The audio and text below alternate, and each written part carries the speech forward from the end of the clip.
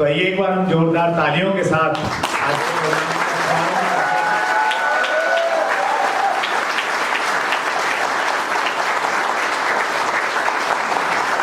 You so much, बहुत बहुत धन्यवाद, सभी का बहुत बहुत स्वागत है। आज हमारा पैनल डिस्कशन का सब्जेक्ट है कि डायरेक्ट सेलिंग इंडस्ट्री में ट्रेनिंग्स की और स्किल्स डेवलपमेंट की क्या रिक्वायरमेंट है। हम सब लोग भली भांति जानते हैं कि डायरेक्ट सेलिंग इंडस्ट्री में कोई एंट्री बैरियर नहीं है।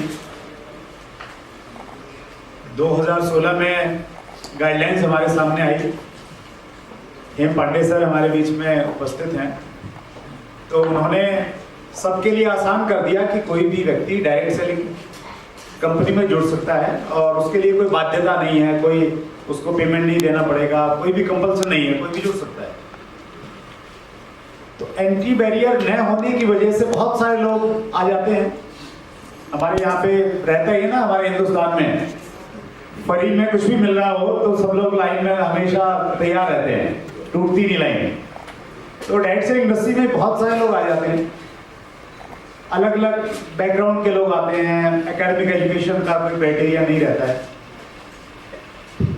उसी वजह से हमारी इंडस्ट्री में जो सक्सेस का रेशियो है नेचुरली वो भी अच्छा नहीं रहता है, क्योंकि बहुत सारे लोग आएंगे तो छोड़ के भी जाएंगे, सीरियसनेस कम रहेगी। लेकिन अभी धीरे धीरे चीज़ें बदल रही हैं, चेंज हो रही हैं। मैं कुछ ऑर्गेनाइजेशंस को जानता हूँ जहाँ पे ये गाइड किया जाता है कि आप हर व्यक्ति को अपना डायरेक्ट सेलर मत बनाइए, उसको अपना कंज्यूमर बनाइए, उसको प्रोडक्ट अवेलेबल करवाइए, और जब आपको लगे कि वो सीरियस है उसके बाद ही उसको आप डायरेक्ट सेलर बनाइए। इससे सक्सेस रेशियो भी बढ़ेगा। और डायरेक्ट सेलिंग में जो नेगेटिविटी कहीं ना कहीं क्रिएट होती है, नेगेटिविटी कौन क्रिएट करता है? वो लोग क्रिएट करते हैं जो डायरेक्ट सेलिंग में कहीं ना कहीं जुड़े और जुड़ने के बाद वो छोड़ के चले गए, तो फिर वो कहते हैं कि नहीं मैंने सब देख लिया, ऐसा होता है वैसा होता है। तो वो जो नेगेटिविटी क्रिएट होती है वो भी कम हो जाएगी। तो इसी विषय पे हम लोग बहुत डिटेल में हम लोग आज बातचीत करेंगे। तो सबसे पहले मैं धीरज चौहान जी के पास में जाना चाहूँगा। धीरज जी के पास में बड़ा लंबा तजुर्बा है, एज ए डायरेक्ट सेलर भी उन्होंने काम किया और पिछले आई थिंक 2008 से वो एज ए ट्रेनर इंडस्ट्री को सर्व कर रहे हैं। तो आपके ओपनिंग रिमार्क्स धीरज जी।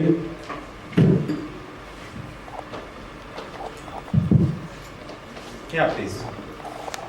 हाँ, बैठ के भी आप बात कर सकते हैं, जैसा आपको कंफर्टेबल। मैं खड़े। हाँ जी जी, हम समझ सकते हैं। नमस्कार, गुड मॉर्निंग। Good morning. सबसे पहले तो thank you very much Rahul sir को, डीएसटी टीम को, पुनीत सर, अग्रमा मैम, पूरी टीम।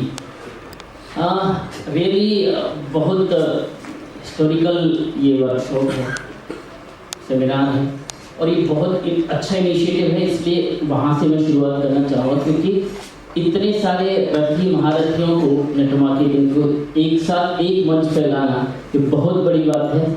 और really I am grateful to Rahul sir and team of the DST.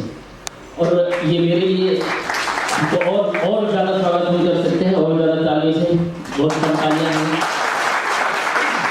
और मैं अभी ऑडियंस में देख रहा हूँ तो ऐसे नाम मेरे सामने ग्रेट फ्लोर सभा की बात है, मैं यहाँ पैनल में बैठा हूँ, लेकिन ऐसे कई नाम हैं जिनको देखकर मैं खुद इंस्पायर और मोटिवेट होता रहा हूँ।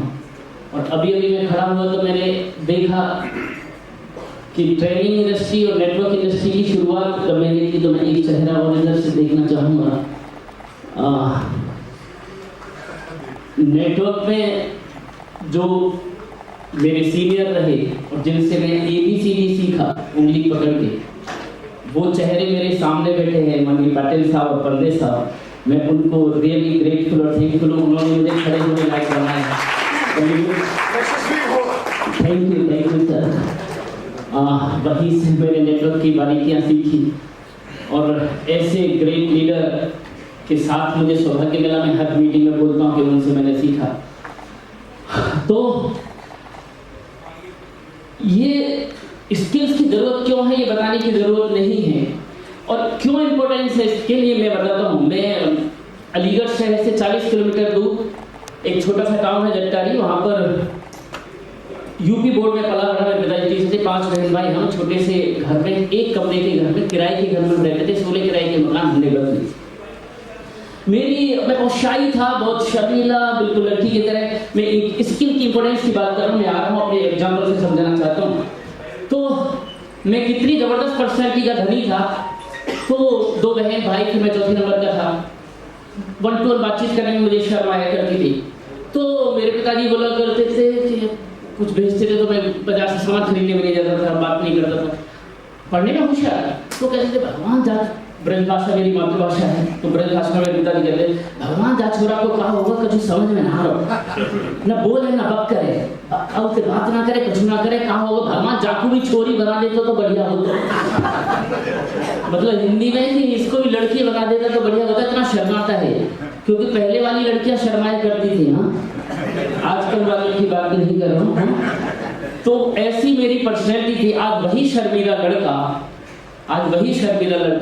आज 22 राज्यों की राजधानियों में प्रोग्राम कर चुका है, 1 घंटे से लेकर 5-5 दिन के रेजिडेंशियल वर्कशॉप में करता है।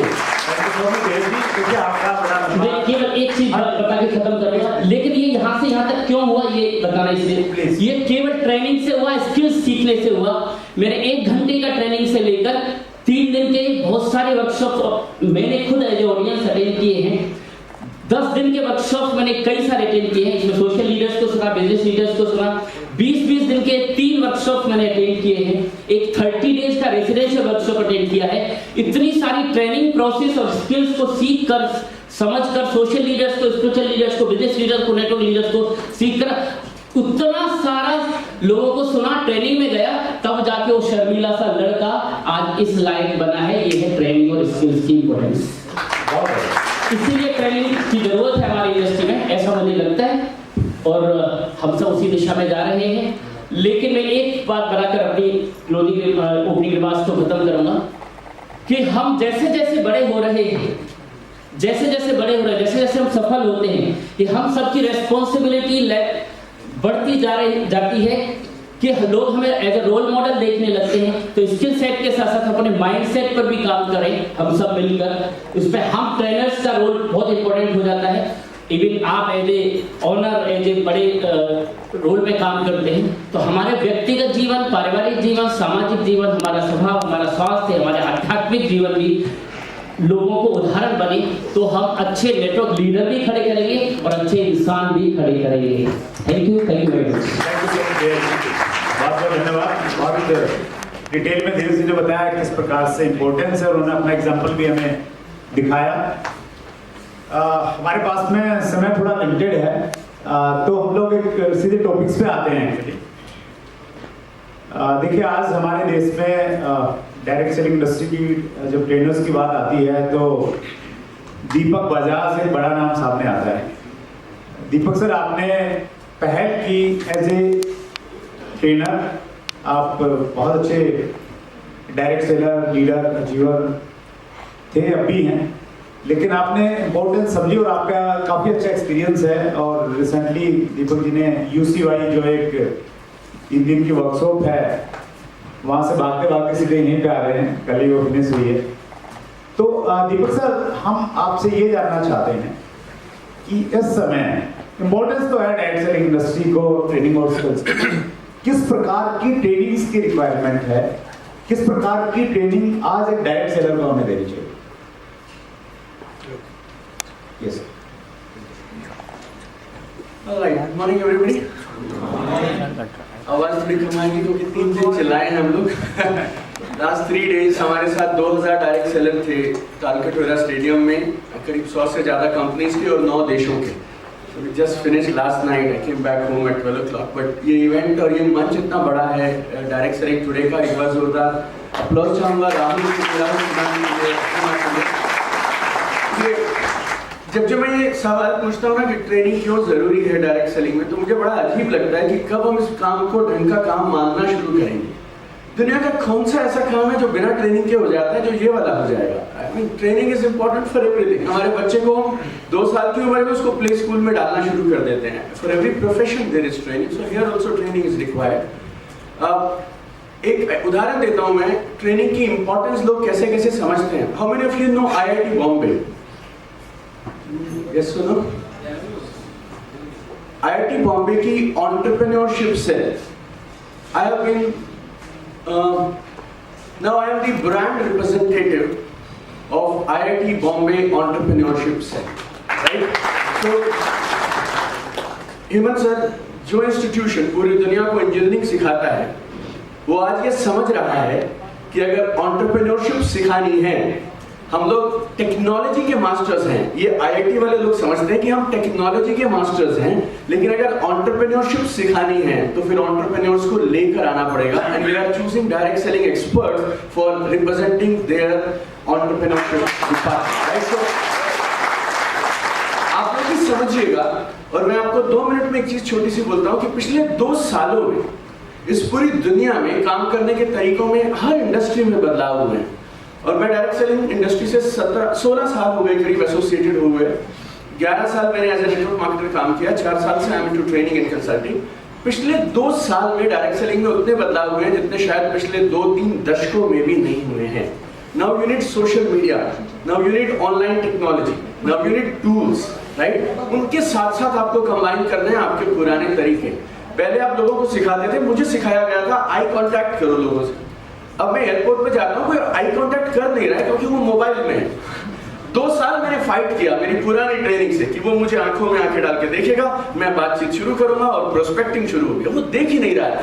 2-3 years I thought I will find a way, मुझे रास्ता नहीं मिला, but smart way is get into the mobile itself, right? So जिस तरह से बाकी सब चीजों में बदलाव हुए हैं, यकीन मानिए पिछले 2-3 साल में डायरेक्ट सेलिंग इंडस्ट्री के करने के तरीके बदल रहे हैं। आज से करीब 10 साल पहले जब मैं लोगों के ड्राइंग रूम्स में प्लान दिखाने जाता था तो सवाल ये होता था कि नेटवर्क मार्केटिंग क्या है, हम आपको बताएंगे कैसे करना है, दिस एंड दैट। अब सवाल ये नहीं है दोस्त कि डायरेक्ट सेलिंग क्यों करें। अब सामने वाला तुम्हारे से पहले 6 कंपनी के प्लान देख चुका है, वो तुमसे पूछेगा तुम्हारे साथ क्यों करूं। क्योंकि जैसे ही तुम उसके ड्राइंग रूम से बाहर निकलोगे, वो सोशल मीडिया पे सर्च करना शुरू करेगा, उसे 150 लोग मिलेंगे उसी के शहर में जो इस बिजनेस को कर रहे हैं। तो अब आपको भी जैसे लोग शहर में, जैसे मेरा विजन जो है 2 साल के बाद डायरेक्ट सेलिंग में क्या होने वाला है, जैसे शहर में आप अपने बच्चे को दिखाने के लिए बेस्ट डॉक्टर ढूंढते हैं, अपने बच्चे की स्कूलिंग के लिए बेस्ट स्कूल और बेस्ट टीचर ढूंढते हैं, अपना केस लड़ने के लिए बेस्ट वकील ढूंढते हैं। Now people will look for best professional expert direct sellers जो प्रोफेशनल तरीके से इस बिजनेस को करने लगे, और हमारा रोल कंसल्टेंट जैसा रोल होने लगेगा। कंपटीशन बढ़ेगा तो खुद पे काम करिए, अपने माइंडसेट को डेवलप करिए, लेटेस्ट अपडेटेड टूल्स और टेक्निक्स के साथ में काम करिए, क्योंकि आपका प्रोस्पेक्ट बदल गया है। और अगर आपके प्रोस्पेक्ट का लाइफस्टाइल, सोचने का तरीका, कहां वो समय बिताता है वो तरीका बदल गया है, तो देन फिर आपको अपने काम का तरीका बदलना पड़ेगा। और अगर आप वही करेंगे जो आपने 10 साल पहले किया है, you trust me on this, you will be out of the game, right? So this is the change I feel is happening right now. Thank you so much Deepak sir. और ये हर डायरेक्ट सेलर के लिए बहुत खुशी की बात है कि IIT बॉम्बे में एंटरप्रेन्योर को रिप्रेजेंट करने के लिए हमारे बीच के एक डायरेक्ट सेलर, एक ट्रेनर दीपक बजाज हैं। सो ये बहुत प्राउड का मोमेंट हम सबको दिया है Deepak sir, thank you so much for that. Spencer हमारे बीच में है, बहुत एक्सपीरियंस पर्सन है, ट्रेनिंग के फील्ड में बहुत अच्छा काम कर रहे हैं। स्पेंसर वही क्वेश्चन, किस दीपक जी ने बताया कि देखिए चीजें बदल गई हैं, पुरानी चीजों को, पुराने जो प्रोस्पेक्टिंग के तरीके थे, कॉन्टेक्टिंग की स्किल्स थी, उनको आज चेंज करना पड़ेगा। ये बात सही है। इसको थोड़ा और आगे बढ़े, मैं थोड़ा एक अलग टॉपिक पे थोड़ा ले जाना चाहता हूँ इस कन्वर्सेशन को। एज ए ट्रेनर हमारी रिस्पॉन्सिबिलिटीज क्या है? एज ए ट्रेनर जब हम लोगों के बीच में जाएं, ट्रेन करें लोगों को, तो हमारे कुछ गोल्स होते हैं, ऑब्जेक्टिव तो रहते हैं, हमारी रिस्पॉन्सिबिलिटीज क्या होनी चाहिए, कि रिस्पॉन्सिबिलिटीज को हमें ध्यान में रख के लोगों से बातचीत करनी चाहिए। So thank you Surendra Bharsi. Good morning everyone. सबसे पहले इस मंच में ये मंच शेयर करने के लिए, एक प्लेटफॉर्म क्रिएट करने के लिए राहुल सुदान जी आपका बहुत बहुत धन्यवाद। और जैसे पहले स्पीकर्स ने भी बताया किया कि डायरेक्ट सेलर्स को सबको साथ में एक लाना काफ़ी अपने आप में साहस होता है। And I'm also sitting next to the veterans of this industry. Surendra जी के साथ काफ़ी समय से मैं जानता हूँ और हम लोगों ने काफ़ी समय साथ में बिता दिया है. And so is Mr. Lalit Arora और उनके साथ दीपक बजाज और बहुत सारे और भी ट्रेनर आपके यहाँ पे भी बैठे हैं. So मैं डायरेक्ट सेलिंग इंडस्ट्री में पहले 10-12 साल मैंने डायरेक्ट सेलिंग इंडस्ट्री में एज अ नेटवर्कर भी काम किया. उसके बाद मैं ट्रेनर और कंसल्टेंट के बाद मैं एज एन एंटरप्रेन्योर मेरी खुद की एक डायरेक्ट सेलिंग कंपनी भी थी और वो कंपनी का प्रोडक्ट था जेनेटिक्स. तो मैं इस टॉपिक को जेनेटिक्स के पर्सपेक्टिव में अगर देखूं तो रिसर्च ये कहता है कि एक बड़ा सवाल हम सभी लोग इंडस्ट्री में करते हैं कि आर लीडर्स बॉर्न और लीडर्स क्रिएटेड. तो अगर लीडर्स बॉर्न लीडर्स हैं तो उनको कोई ट्रेनिंग की ज़रूरत नहीं है, लेकिन अगर वो क्रिएट कर रहे हैं तो उनको डेफिनेटली बहुत सारा ट्रेनिंग की ज़रूरत है. तो सेम वे क्या ट्रेनिंग या इंटेलिजेंस ये जेनेटिकली लोगों को मिलता है या वो एक्वायर करते हैं? तो बहुत इसमें बहुत सारे आंकड़े हैं, लेकिन ये आंकड़ा जो एक जनरल तौर पे बताता है कि almost 32% of your intelligence knowledge आपके स्किल्स जो हैं वो जेनेटिकली आते हैं, लेकिन फिर भी ऑलमोस्ट 68% आपको यहाँ पर एक्वायर करने पड़ते हैं. तो एक्वायर करने के लिए डायरेक्ट सेलिंग जैसा प्लेटफॉर्म है नहीं है. कई बार हम लोग ट्रेनिंग में कहते हैं कि अगर आप नियत से 6 महीना डायरेक्ट सेलिंग इंडस्ट्री का सिस्टम को फॉलो करके काम करेंगे, I think it's far beyond achieving MBA degree. क्योंकि यहाँ पर रियल लाइफ में आपको रियल सिचुएशन में थियोरेटिकली नहीं ये सिचुएशंस मिलते हैं. तो आई फील जो 1995-96 से जो इंडस्ट्री की जो जर्नी रही है इंडिया में, तो उसको अगर देखेंगे तो the government of India thanks to people like mister Hem Pande और उनका जो पूरा टीम है, तो इन लोगों ने जो लीगल एक एंडोर्समेंट या लीगैलिटी का जो सहारा हमको दिया है, दैट्स अ ब्लेसिंग इन मतलब ये बड़ा ब्लेसिंग है इसके लिए, because the same industry in the US took almost 80-90 years to get legalised. तो यहाँ पर एक इंडस्ट्री की अगर हम लोग एज देखते हैं विद इन 20-25 years अगर उसको लीगलाइजेशन मिला है, I think we are really fortunate. And the last 2 years में जो लॉकडाउन हो या कोविड-19 की वजह से जो डायरेक्ट सेलिंग इंडस्ट्री में भी जो बदलाव आया है, तो I think without trainers industry exist नहीं कर सकती है. They are the voice of the industry, they are the spokesperson. And हमारा शोरूम डायरेक्ट सेलिंग का खुलता है जब भी हम लोग माइक हाथ में लेते हैं, और माइक एक ऐसी पावरफुल चीज़ है, कभी कभी छीनना भी पड़ता है क्योंकि लोग बोलते जाते हैं, आउट ऑफ टॉपिक भी जाते हैं. तो यहाँ पर हमारी जिम्मेदारी बनती है कि कब तक बोले और क्या बोले. तो आई थिंक इंडस्ट्री का रेप्यूटेशन और इंडस्ट्री का कैरेक्टर बनाने में हर एक ट्रेनर का योगदान होना जरूरी है, बिकॉज हर कंपनी की अपनी एक फिलॉसफी होती है और वैल्यूज होते हैं. तो अगर वो वैल्यूज को हम लोग अपने ट्रेनिंग के जरिए डिपिक्ट नहीं करते हैं तो उसी का ही डुप्लीकेशन होता है. हम लोग जानते हैं कि डुप्लीकेशन 2 धार की तलवार है. तो अगर आप सही चीज़ बोलें तो उसका भी डुप्लीकेशन होता है, और अगर आप सही नहीं है चीज़ जो अपने शॉर्ट टर्म गेन के लिए भी जो अगर बोलते हैं तो उसका भी डुप्लीकेशन होता है. तो ये जिम्मेदारी ट्रेनर के ऊपर है, और हम सभी लोग हर डायरेक्ट सेलिंग कंपनी में जो काम करते हैं वो हम स्पीकर कहें, ट्रेनर कहें, मेंटोर कहें या कोच कहें, वो काफ़ी एक बड़ा स्पेक्ट्रम है ट्रेनिंग का. बट सबके ऊपर मुझे लगता है कि जितना माइक को हाथ में लेके जो पावर हमको मिलता है, उससे ज़्यादा जिम्मेदारी है कि हम लोग जिम्मेदारी से अपने शब्दों को यूज़ करें और वैल्यूज़ के हिसाब से लोगों को हम लोग ट्रेन करें, ताकि इस इंडस्ट्री को कोई दूसरे इंडस्ट्री से लोग कम ना समझें. So I think trainers are very very critical to this industry. Thank you so much. कल चीज़ों का थोड़ा फास्ट होता है, सही चीज़ों का उतनी स्पीड से नहीं होता है. अक्सर आपने भी देखा होगा कि एक सबसे पहला ट्रेनर जैसे घर में है ना, सबसे पहली टीचर हमारी मदर होती हैं, तो उसी प्रकार से डायरेक्ट सेलिंग में सबसे पहला जो ट्रेनर होता है वो अपलाइन होता है, स्पॉन्सर अपलाइन स्पेशली. तो वो जैसा होगा उसका फर्क आता है, और वो अगर गुस्से में बात करता है तो डाउनलाइन वाले लोग और ज़्यादा गुस्से में गाली देके बात करेंगे. उनके डाउनलाइन वाले लोग फिर गाली से नहीं आते, वो थप्पड़ उठा लेते हैं, क्या इससे बात करने वाली है।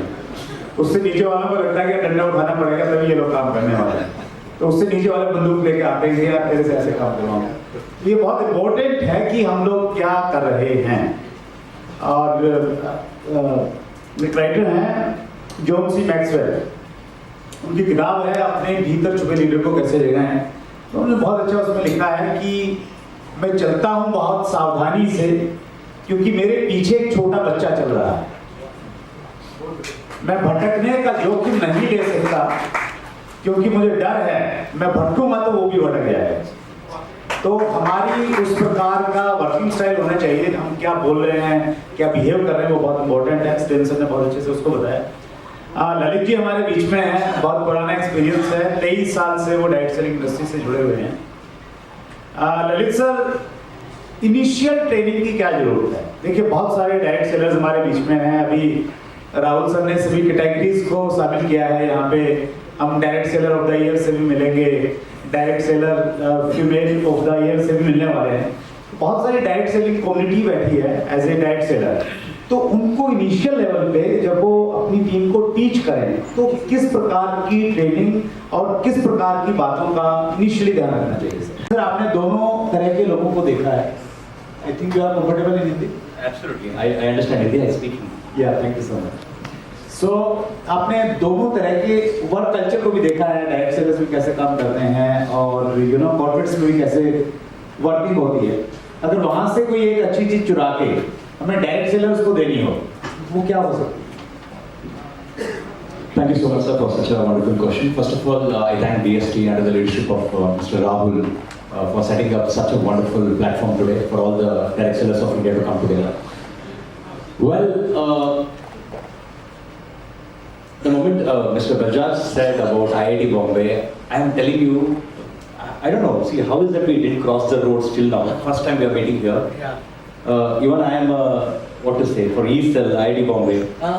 I am also a person who is engaged in promoting entrepreneurship.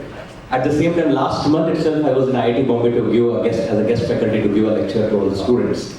So, all credits, actually all credits to direct selling industry because 13 years of my experience has been in industry and 16 years of my association with the industry. And very good question you asked about the corporate world. That's where, because I've been engaging with lots of corporate organizations, especially being in Bangalore, be it with startups, be it with IT sector, even with automobile sector, or even with MSMEs, right? Now, when I engage, I try to understand their perception about direct selling industry, and I'm very sorry to say, my dear friends, thoda brand perception is little dented, which Lalit was definitely mentioning. Our brand perception is dented. But essentially, the kind of knowledge and skills हमारे पास जो है, वो किसी corporate के पास नहीं है। And एक दावे के साथ मैं कह सकता हूँ क्योंकि technically, technologically, they are very sound. What you mentioned about IT, they are damn brainy. They are very good. But when it comes to people skills, engaging with human beings, understanding human behavioral skills, that only direct sellers understand. Because you have been on the field and engaging. इतने होने के बावजूद भी आज लोग इस industry के बारे में एक नेगेटिव ब्रांड परसेप्शन रखते हैं। तो then I think as a custodians of this organization or of this industry, it is essential we all should come forward to live this. I'll tell you, recently, just last week I was in Goa doing a program for Carrier Refrigeration Organization, and uske pehle Nokia ke Manyata Tech Park ke Bangalore mein. Now, because we brought this corporate world, I will tell you, I was engaged with the top management, the CXOs, to set the vision. Now, if you ask me why skills are important in the industry, especially in direct selling, you see the kind of people that are recruiting in corporate sector are the most polished people. In spite of polished in education and skills, they are trained. And it's an organized sector. And direct selling is a completely unorganized sector, which in the initial starting only Mr. Surendra was set the context that it is open for everybody. People come from varied upbringing, numerous, the background. Everybody can come here. It is completely a mess, I would say. But if you see from a different perspective, this is the only platform even a common man can dream of becoming it big.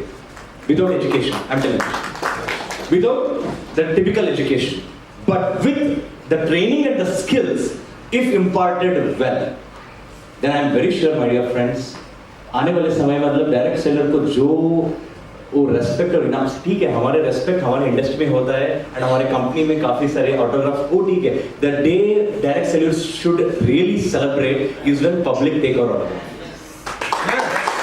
That is when we are moving forward. Right? So I personally feel, sir, last I just end my talk. It is very, very important for any direct seller to be subjected to a kind of training. Because see, in simple words, if I put you, you can't have a flawed brand ambassador in your organization. He will screw up the entire organization. He will spoil the company's reputation if you have a wrong brand ambassador. So how can we afford our distributor who is not highly skilled?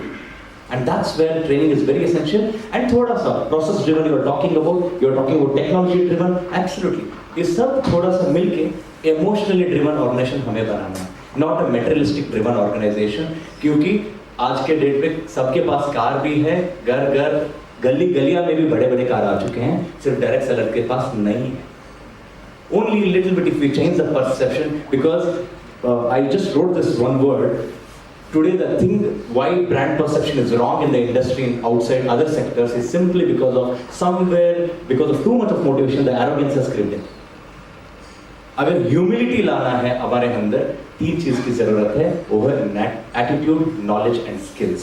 And if these 3 aspects are taken care for every distributor, nobody can stop direct sellers to set a benchmark in the entire world. This is my statement. Thank you so much. Session में direct selling entities को कि वो किस तरीके से काम करें कि डायरेक्ट सेलिंग की जो इमेज है वो भी अच्छी हो, बाहर में भी अच्छा जाए और हमारा सक्सेस रेशो भी बढ़े. दीपक सर, या please.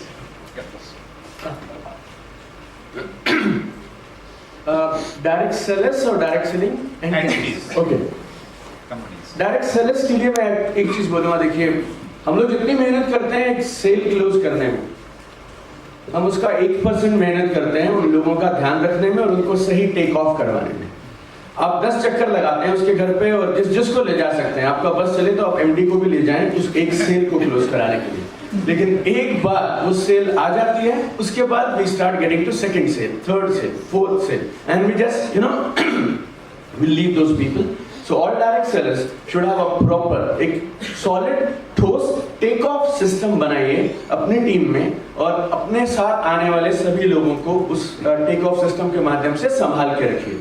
And people who are directors of direct selling companies, आप बड़े सेमिनार्स करते हैं जिसमें आप गाड़ियाँ बांटते हैं, बहुत सारी चीज़ें दिखाते हैं, रिकॉग्निशन होता है, बड़ी सेलिब्रेशंस होती हैं, वो करते रहिए. But we need to have half day, full day skill based trainings also, जिसमें आप लोगों के स्किल्स डेवलप करिए कि कैसे वो इस नई न्यू एज नेटवर्क मार्केटिंग में नए स्किल्स, टूल्स और माइंडसेट से खड़े रह सकते हैं. सो these are my 2 recommendations. Thank you so much, Deepak sir. बहुत वैल्यूएबल इनपुट है. स्टेन सर, इंडस्ट्री में 2-3 एसोसिएशंस हैं, आईडीएसए है, एफडीएसए है, फिटसी है. तो इंडस्ट्री ऑर्गेनाइज हो चुकी है एक हद तक, गवर्नमेंट के साथ भी लिएजॉन हो चुका है. लेकिन नेशनल लेवल पे एक बेंचमार्क करने के लिए there is no forum for the trainers.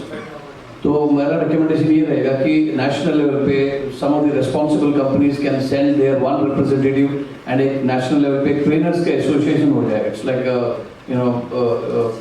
एक गिल्ड जैसे हो जाए, तो उससे we can set the benchmark for the industry कि इसके नीचे we will not deal with the values, reputation and the character of the industry. That's my recommendation. Thank you so much. Thank you. Lalit sir, एक suggestion direct sellers को और एक direct selling entities को. Okay, सबसे पहला मेरा जो suggestion है डायरेक्ट सेलिंग कंपनीज के लिए, that is value for money. Whatever products you are launching, सिर्फ आप एक चीज का ध्यान रखिए, are we providing value for money, are we giving value for money to the end customer और not. Value for money is most important than our PV system.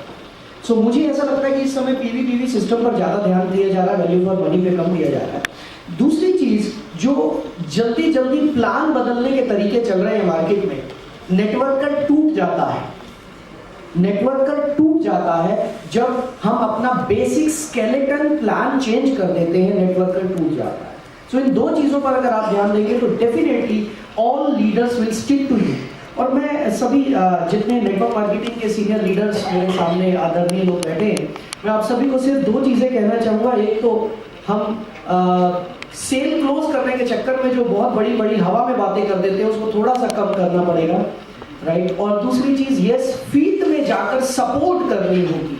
आज अगर हम नेटवर्क मार्केटिंग इंडस्ट्री में थोड़ी सी भी नेगेटिविटी की बात करते हैं तो उसमें बहुत बड़ा रोल हम लोगों का है जब हम गलत कमिटमेंट्स करके उन कमिटमेंट्स को निभाते नहीं हैं तो हमारी टीम नेगेटिव होगी। Thank you. Thank you so much.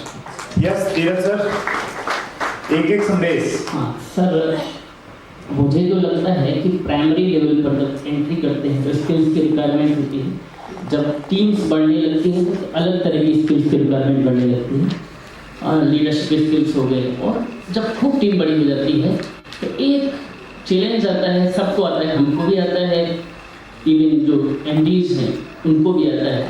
जब बड़ी सेमिनार होती है और जब गाना बजता है अजीब मुसान सहनसा, जब हम एंट्री करते हैं तो ऐसा लगता है हमें हो गई सहनसा, अहंकार बढ़ने लगता है। अहंकार बढ़ने लगता है, विचित्र से माइंडसेट में हम जाने लगते हैं, दिल का लगाव कम होने लगता है, पैसा बढ़ने लगता है। अब मैं एक प्रैक्टिकल उदाहरण देता हूँ कि क्या ज़रूरत है। टॉप लेवल पर जिनकी टीम्स बड़ी हैं, अलग तरह की ट्रेनिंग्स की ज़रूरत है। मैंने ट्रेनिंग दिया, एक मेरे सीनियर के प्रोग्राम में आए थे तो उन्होंने एक ट्रेनिंग ऑर्गेनाइज करी। उन्होंने अपने सीनियर को बुलाया जिन्होंने कभी मेरा ट्रेनिंग नहीं किया था। अब वन डे प्रोग्राम हुआ, उसके बाद वो मुझसे लंच में बैठ के बात कर रहे, तो इनफॉर्मल टॉक्स में बोले कि बहुत अच्छी कंपनी है, ऐसा नहीं, प्रोडक्ट बहुत अच्छा है, ज़बरदस्त प्रोडक्ट। वो बोलते हैं कि देखिए क्या है, बढ़ना है ना, नेटवर्क में बढ़ना है तो डाउनलाइन का खून चूस के आज तक सब बड़े हुए हैं सर, लिटरली। और वो छोटा लीडर नहीं था, वो पिछले 15-16 साल से नेटवर्क में है। एक दूसरा सुनिए, उसने 16 महीने में 1 करोड़ 30 लाख रुपए अर्न किए उसी कंपनी से। और आज भी वो इस सोच में है कि बढ़ना है तो खून चूस के बढ़ा जाएगा।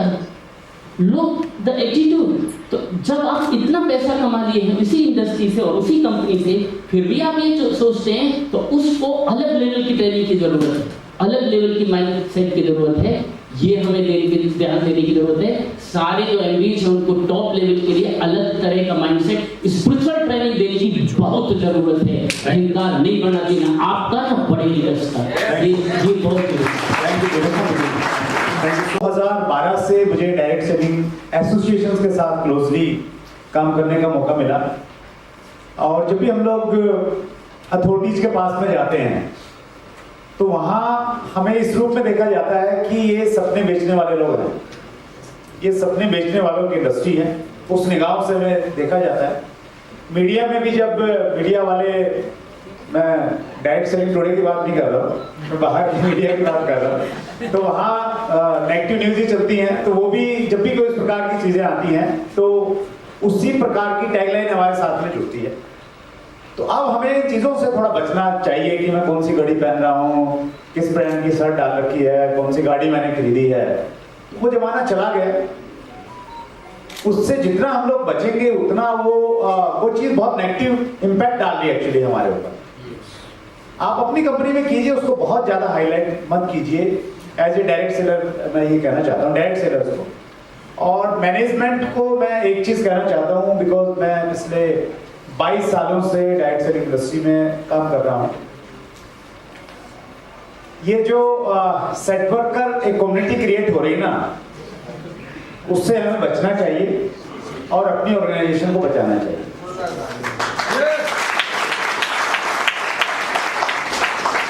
जिस प्रकार के माइंडसेट के लोग आएंगे, देखिए अगर हम किसी को पैसा देके या कोई एमजी देके अगर लेके आएंगे तो क्या आपको नहीं लगता कि दूसरों के पास में पैसा नहीं है?